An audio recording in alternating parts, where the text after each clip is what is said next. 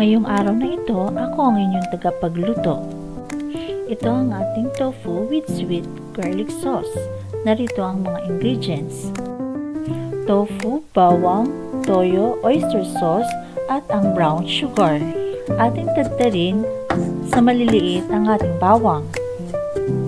Isunod naman ng kawali, ipainit ang mantika at ating pituin ang mga tokwa.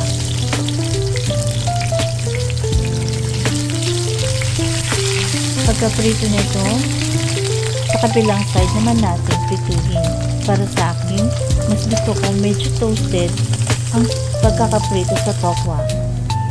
Pagkatapos ng maprito, ilipat natin ito sa plato na may tissue upang ma-absorb ang sobrang mantika mula sa tokwa.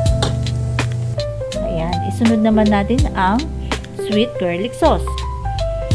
Ihanda ang kawali, lagyan ito ng mantika. Ating igisa ang mga pinong pagkakahiwa ng bawang. Pagkatapos, isunod ang toyo. Hayaan mo na maluto ng konti.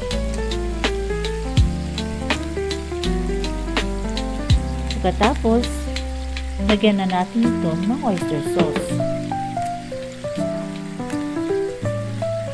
Nakakapagdagdag din ng masarap na panlasa kapag nilagyan natin ito ng oyster sauce. Medyo maalat na ang oyster sauce at toyo, kaya hindi na natin kailangan ng asin. Isunod natin ang asukal or brown sugar. Haluin ng kaunti hanggang sa matunaw ang asukal. Kapag ito ay niluluto, siguraduhin natin na habang siya ay naluluto, nasa mababang temperatura lamang ang ating apoy. Hayaan natin itong lumapot. Halu-haluin upang hindi siya masunog. Kapag inyong napansin na medyo lumalapot na siya, malapit na siyang maluto. Ating tikman. Nasa sa inyo kung gaano kaalat o katamis ang lasa nito. Ang importante, medyo lumapot siya na konti.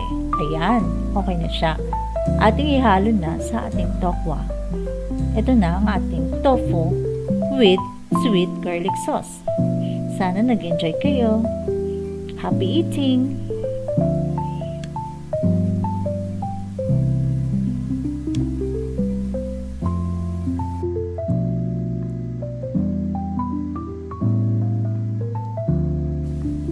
Maraming salamat po sa inyong panonood.